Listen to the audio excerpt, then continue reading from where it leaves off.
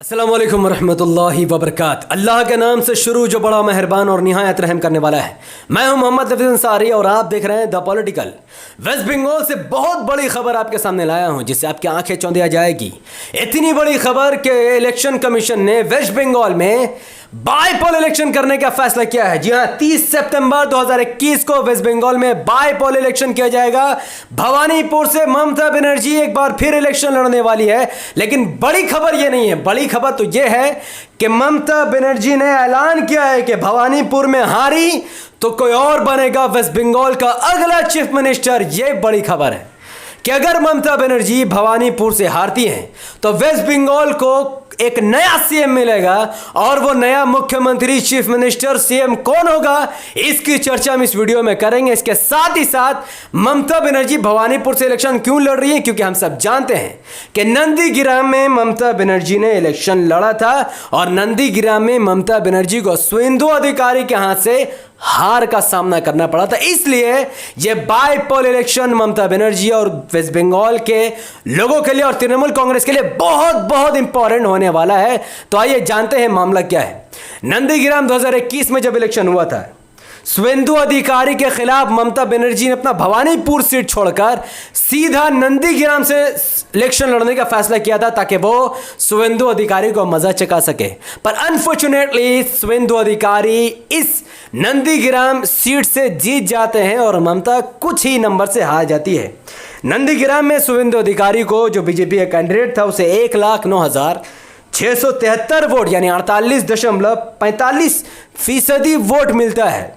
और वहीं पर ऑल इंडिया तृणमूल कांग्रेस के अध्यक्ष ममता बनर्जी वेस्ट बंगाल के सीएम को 1,07,937 वोट मिलता है। लगभग 1% वोट कम मिलने की वजह से ममता बनर्जी नंदीग्राम की सीट हार जाती है। हालांकि सीपीएम और नोटा ने वोट काटने की कोशिश की। अगर सीपीएम यहां से इलेक्शन नहीं लड़ती तो यकीनन ममता बनर्जी ये सीट जीत जाती, क्योंकि सीपीएम ने 6,000 वोट टीएमसी के काट दिया और सीपीएम को वही वोट देता है जो बीजेपी के खिलाफ है।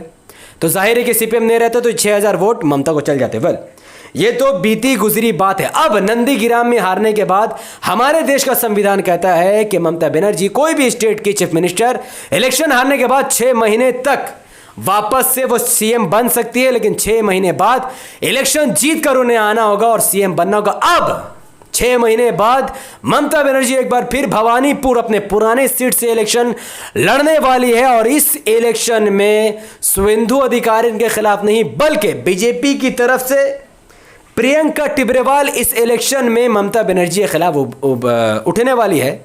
और आपको प्रियंका टिब्रेवाल के बारे में अगर नहीं पता तो यह है प्रियंका टिब्रेवाल, बीजेपी की भवानीपुर से कैंडिडेट, जो कि एक हारी हुई नेता है। काउंसिलर इलेक्शन हो या एमएलए इलेक्शन हो, आज तक ये कोई इलेक्शन नहीं जीती है। यह खुद 2021 के विधानसभा इलेक्शन में हारी थी और बीजेपी ने एक कमजोर उम्मीदवार ममता बनर्जी के खिलाफ उतारा है और यह ममता को हरा पाना लगभग नामुमकिन है। बल अगर हम भवानीपुर का इतिहास देखें तो भवानीपुर में 15 साल से तृणमूल कांग्रेस ने राज किया है।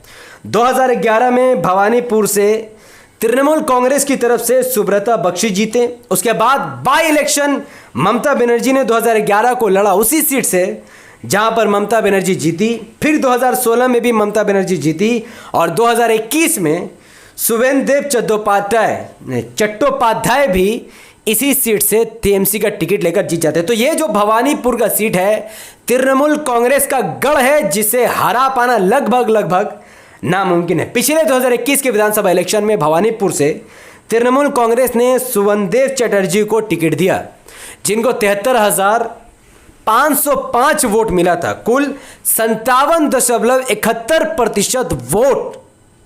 और यहां से बीजेपी ने रुद्रनील घोष को टिकट दिया, जिसको मात्र 44,786 वोट मिले। लगभग 30,000 वोट बीजेपी को कम मिले हैं। वही कांग्रेस ने वोट काटे, बीएसपी ने वोट काटे, फिर भी यहां से तृणमूल कांग्रेस कोई कितना भी वोट काट ले पर भवानीपुर की सीट टीएमसी के लिए थी, है और में भी आगे भी रहेगी, इसमें कोई शक की बात नहीं है। अब बात करते हैं ममता बनर्जी जब इलेक्शन लड़ेगी बाईपोल इलेक्शन। इस इलेक्शन में 2011 में भी ममता बनर्जी ने बाईपोल इलेक्शन भवानीपुर से लड़ा और उस भवानीपुर का रिजल्ट आपके सामने है। आप थोड़ा सा होश संभाल के देखिए। ममता बनर्जी को 2011 में भी बाईपोल इलेक्शन में 73,635 वोट यानी लगभग 77.46% वोट ममता को मिला, और बीजेपी की तरफ से नंदिनी मुखर्जी को मात्र 19,422 वोट मिला, सिर्फ और सिर्फ 20% वोट। और उनके मुकाबला में कोई नहीं था, माफ करना, सीपीएम की तरफ से। और यहां पर इस सीपीएम के कैंडिडेट का जमाना जब्त हो गया। यानी वो भवानीपुर जहां पर ममता को 2011 में 77% लोगों ने वोट देकर कामयाब कर दिया, और आज उसी भवानीपुर में बाईपोल इलेक्शन होने वाला है। आपको क्या लगता है कि क्या यहां से ममता बनर्जी को हरा पाना बीजेपी कैंडिडेट प्रियंका टिब्रेवाल के लिए आसान होगा? बिल्कुल नहीं। और मेरे अंदाजे के मुताबिक यहां से भवानीपुर सीट से ममता बनर्जी को 2021 के बाईपोल इलेक्शन में 90,000 तक वोट मिलने के चांसेस है, और बीजेपी को लगभग 25,000 ही वोट मिले, क्योंकि बीजेपी ने यहां पर अपना कोई बड़ा चेहरा नहीं बल्कि एक हारे हुए नेता को उतारा है, और ये इनका दीदी से कोई मुकाबला नहीं है, कोई मुकाबला नहीं है। वेल, अब आते हैं मेन टॉपिक पर। व्हाट इफ अगर ममता बनर्जी भवानीपुर से बाईपोल इलेक्शन हार जाती है तो इसका रिजल्ट क्या निकलेगा? व्हाट इफ, तो अगर ममता बनर्जी भवानीपुर में किसी तरीके से इलेक्शन हार जाती है, वहां के लोगों का मूड बदल जाता है, हिंदुत्व का छापा पड़ जाता है, लोग बीजेपी को अगर वोट देते हैं, तो फिर ममता बनर्जी ने जैसा कहा कि भवानीपुर में हारी तो कोई और बनेगा वेस्ट बंगाल का सीएम। तो अगर भवानीपुर से ममता हारी तो सीएम कौन बनेगा? इसी पर तो ये वीडियो है। तो उस शख्स का नाम है फिरहाद हकीम। जी हाँ, फिरहाद हकीम वेस्ट बंगाल का एक मुस्लिम लीडर है, बहुत बड़ा मुस्लिम लीडर, जो कि ममता की सरकार में मंत्री है, लोगों में अच्छी खासी इनकी पकड़ है, और इस वक्त ये विधायक है कोलकाता पोर्ट से, और इनको भी 90,000 से ज़्यादा वोट मिले थे कोलकाता पोर्ट से। और ये बहुत ज़्यादा चांसेस है कि ममता, मेरे हिसाब से तो ममता को फिरहाद हकीम को ही सीएम बनाना चाहिए। इसका मुख्य रीज़न ये है कि मुसलमान होने के बावजूद भी फिरहाद हकीम देवी देवताओं की पूजा करते हैं, दूसरे धर्म की इज्जत करते हैं, और बहुत करीब से वो फॉलो भी करते हैं। तो फिरहाद हकीम एक सेक्युलर नेता है, मुसलमानों के लिए क्या करते नहीं करते इससे कोई फ़र्क नहीं पड़ता, पर वेस्ट बंगाल को अगर एक सेक्युलर नेता चाहिए तो ममता के बाद अगर कोई है तो वो फिरहाद हकीम ही है। वेल, तो एक मुसलमान बन सकता है वेस्ट बंगाल का अगला सीएम अगर ममता बनर्जी भवानीपुर सीट से हार जाती है, पर हम सब जानते हैं कि इसकी संभावना बहुत बहुत कम है, क्योंकि भवानीपुर, मैंने पहले ही कहा कि तृणमूल कांग्रेस का गढ़ है, और ये वही भवानीपुर है जहाँ पर मैं गया था डिबेट करने, और उस डिबेट का एक क्लिप भी मैं जाते जाते आपको सुनाऊंगा। ये वही भवानीपुर है, और ये वही बीजेपी की नेता है, क्या नाम था भाई इसका, प्रियंका टिब्रेवाल, जिसके साथ मेरा डिबेट हुआ, जहाँ पर मैंने टीएमसी और बीजेपी को बराबर लताड़ा, लेकिन उस सीट से भी टीएमसी जीत गई और बीजेपी हार गई। वो क्लिप मैं इस वीडियो के लास्ट में चला दूंगा। तब तक इस वीडियो को भवानीपुर और वेस्ट बंगाल तक फैलाने के लिए इस वीडियो को जितना ज़्यादा हो सके लाइक करें, इसके लिंक को व्हाट्सअप, फेसबुक, इंस्टाग्राम पर शेयर करें, अपनी बातों को कमेंट पर रखें कि आप अगर भवानीपुर से हैं तो किसको वोट देंगे, टीएमसी या बीजेपी। और अगर आप वेस्ट बंगाल या पूरे इंडिया के किसी कोने से इस वीडियो को देख रहे हैं तो आप किसको वोट देना चाहेंगे, टीएमसी, बीजेपी या फिर किसी और पार्टी को? और आपकी नज़र में अगला सीएम कौन होना चाहिए, ममता या फिर फिरहाद हकीम?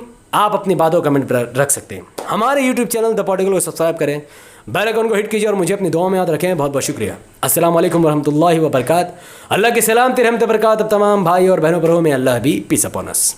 डॉक्टर एमडी अंसारी साहब का भी स्वागत करना चाहूंगा। AIMIM से हैं, थोड़ी देर से आए, लेकिन आप मेरे साथ मंडे वाले शो में भी रहिए, कोई बात नहीं। लेकिन एक बात बताइए, AIMIM वाले जब यहाँ पे आना चाहते हैं, आपके लीडर आना चाहते हैं, तो सुनिए दादा चूक हो जाए, हम जानी ना चुनाव होच्छे, बड़ी फिसलन होच्छे कि नहीं, चट से चला जाएगा चुनाव, ध्यान रखिएगा दादा। तो MIM वाले हैं ये, तो आपके लीडर जब आना चाहते हैं यहाँ पे, तो ओवैसी साहब, तो ये आने नहीं देते हैं आपको, उनको यहाँ पे दिक्कत होती है। इससे पहले मैं एक बात क्लियर कर दूं, जी। टीएमसी के नेता ने ये कहा हाँ। कि ये भीड़ में कोई बीजेपी है, कोई टीएमसी है, कोई कांग्रेस है। मैं इस बात से मुत्तफिक नहीं हूं। जी ये भीड़ बंगाल के नौजवान लोगों की भीड़ है। ये इसलिए नहीं आए हैं कि आप क्या रोचक बयान देंगे। हाँ। ये लोग इसलिए आए हैं क्योंकि आप इनके फ्यूचर के बारे में क्या बात करेंगे। आप स्कूल के बारे में बात कीजिए, हॉस्पिटल इंस्टीट्यूट के बारे में बात कीजिए। 70 साल में सीपीएम ने भी राज किया, टीएमसी ने भी राज किया, कांग्रेस ने भी राज किया, लेकिन आज भी देश का गरीब बस में धक्के खा रहा है। और जब वो गवर्नमेंट स्कूल या कॉलेज या फिर हॉस्पिटल में इलाज के लिए जाते हैं, वहां भी वो धक्के खाता है। आज आप अपना कैमरा लेकर वेस्ट बंगाल के कोने कोने हॉस्पिटल में जाइए, आज भी मरीज आपको जमीन में गिरा हुआ मिलेगा। कोई काम नहीं हुआ है, कहीं कोई काम नहीं हुआ है। लेकिन देखिए, ये डेमोक्रेसी है। देखिए मैंने देखिए, मैं एक यंग आदमी हूँ। देखिए, मैं वेस्ट बंगाल का रहने वाला एक यंग इंसान और यंग जनरेशन की बातों को आपके सामने रखूंगा। जहां पर आप पूरे भीड़ को बीजेपी और टीएमसी के नाम पर बांटोगे तो हम उसको देखेंगे नहीं। ये यंग जनरेशन किसी भी पार्टी को सपोर्ट करे, लेकिन यंग जनरेशन को आप देख क्या रहे हैं, मैं इसका सवाल कर रहा हूं। जहां तक बात खेला होवे, खेला होवे, खेला होवे, खेला होवे। I'm coming, दादा। अभी जो बोले हैं ना मीम, हाँ। मैं उसको बहुत तारीफ कर रहा है। दादा एक बात बताओ, आप पहले तो एक पहला सवाल जवाब दो, इनके लीडर को आने क्यों नहीं देना चाहते? ओवैसी साहब को आप वही तो बताना चाहते हैं। हाँ। वो लोग आइए, कोई उसको नहीं रोकेंगे हाँ। और वो चाहते हैं पावर में आकर जो काम नहीं हुआ हाँ। वो सब कर देंगे। तो अभी उसका कम से कम 200 साल इंतजार करना पड़ेगा, क्योंकि अभी वो अभी ट्रोल में है, मीम में है। ट्रोलिंग मीमी में रहो 200 साल, उसका बाद बंगाल में बात सुना करो। आप सोशल मीडिया में बड़े पॉपुलर रहते हैं ना, हमेशा लाइव रहते हैं।